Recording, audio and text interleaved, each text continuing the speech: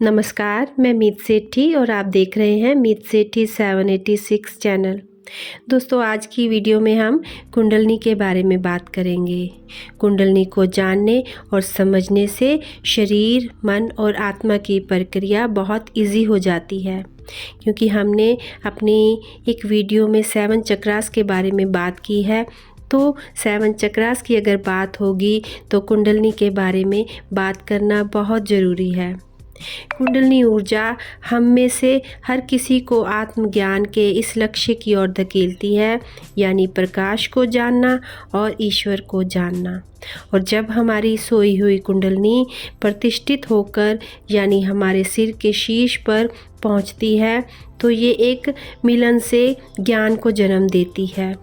कुंडलिनी एक संस्कृत शब्द है जिसका अर्थ है व्यक्ति की बुनियादी शक्ति, और हम में से कुछ लोग इस ऊर्जा के साथ जन्म लेते हैं, यानी जन्मते वक्त ही उनकी कुंडलिनी जागृत होती है और ये उनके पिछले जन्मों का फल होता है, क्योंकि उन्होंने अपने पिछले जन्मों में कभी ना कभी बहुत ही साधना की होती है।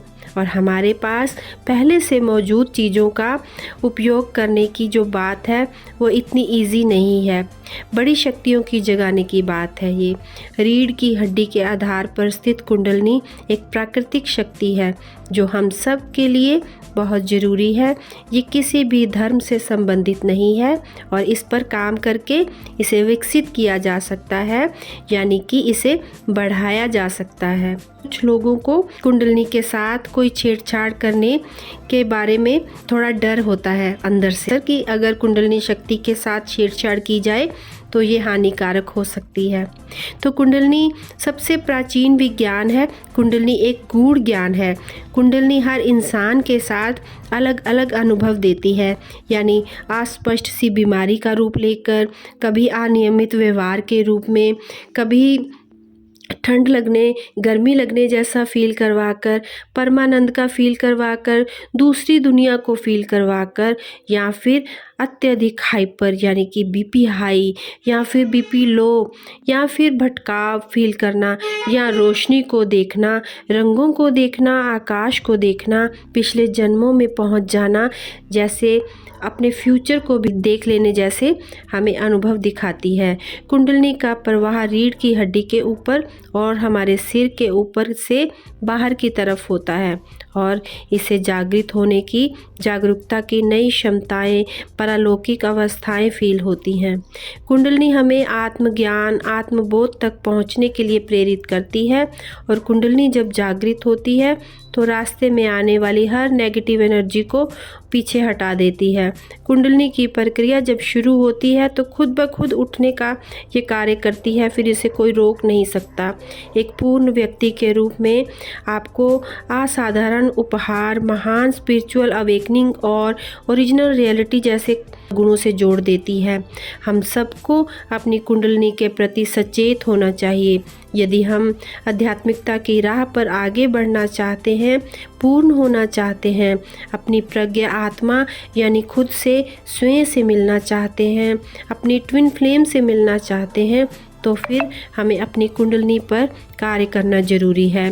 कुंडलिनी रीढ़ की हड्डी के चारों ओर ऊपर की ओर घूमती हुई प्रतीत होती है और ये हमारे मुकुट चक्र यानी हमारे सहस्रारा चक्र पर जाकर समाप्त होती है। इस ऊर्जा की गति अगोचर यानी कि कभी ना रुकने वाली है और ये ज़्यादातर लोगों को पता ही नहीं चल पाता। हालांकि शुरू में कुछ लोग इसको पर हमारा मूलाधार चक्र है, वहाँ पर ये गर्मी का बहुत ज़्यादा फील करवाती है, और कभी कभी ऊर्जा जब ऊपर उठना शुरू करती है तो दबाव या फिर दर्द को भी फील करने लगते हैं हम। कुंडलिनी परतों के रूप में बाहर की ओर उतरने वाली होती है, और जब कुंडलिनी जागृत होती है तो इंसान की जो नेगेटिव परतें हैं वो उतरने लगती हैं। जिस तरह से एक प्याज होता है और उस पर बहुत से लेयर्स होती हैं, और इसी तरह कुंडलिनी है। जैसे जैसे ये ऊपर की ओर उठती है तो इंसान के ऊपर से बहुत सी परतें पीछे हटती जाती हैं और कुंडलिनी ईश्वर की ओर बढ़ती जाती है।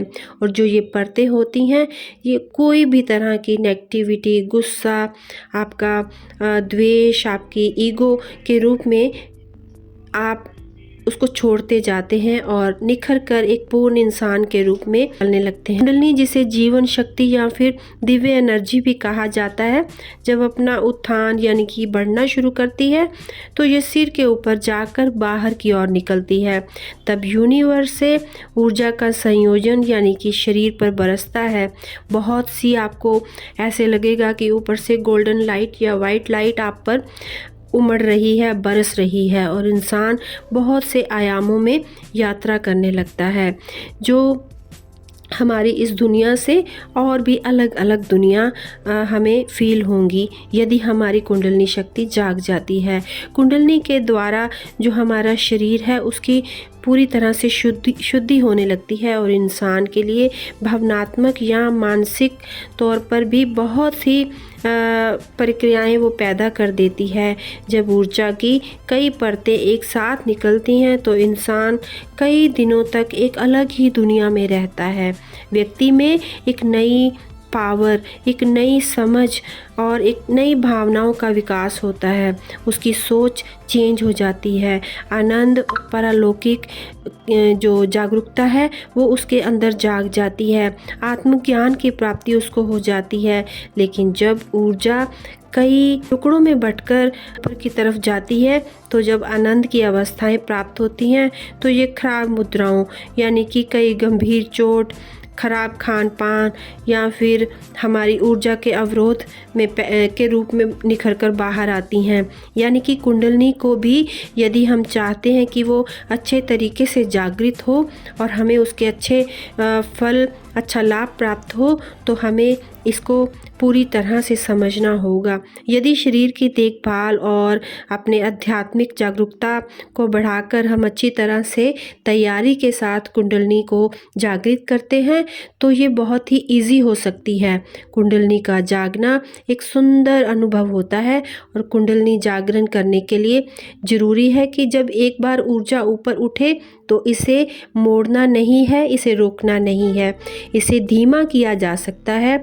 ऊर्जा को रोकना यानी कि किसी भी बीमारी को आमंत्रण देने की तरह हो सकता है और ये एक लंबा प्रोसेस है जो धीरे धीरे करना ही लाभकारी होता है। और जब हम कुंडलिनी जागृत करने के लिए प्रक्रिया में बढ़ना शुरू करते हैं तो ज़रूरी होता है कि हम अपने 7 चक्रा को क्लींस करें, अपनी सोच को बदलें, अनकंडीशनल लव में जीना शुरू करें और फिर धीरे धीरे से इस प्रक्रिया को बढ़ने दें।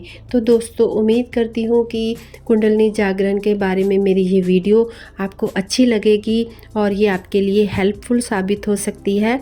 इसी के साथ मैं अपनी वाणी को विराम देती हूँ और जब तक मैं अपनी नेक्स्ट वीडियो लेकर आती हूँ, ध्यान में रहें, आनंद में रहें, अपनों में रहें, अपनों के साथ रहें, खुश रहें, खुशहाल रहें। मिलती हूँ जल्दी ही और यदि वीडियो अच्छी लगे तो लाइक, सब्सक्राइब, शेयर ज़रूर करें और अपने विचारों को भी कमेंट बॉक्स में दोस्तों ज़रूर साझा करें क्योंकि आपके विचार मेरे लिए बहुत ही बहुमूल्य हैं, बहुत ही कीमती हैं। तो इसी के साथ मिलती हूँ जल्दी ही। धन्यवाद।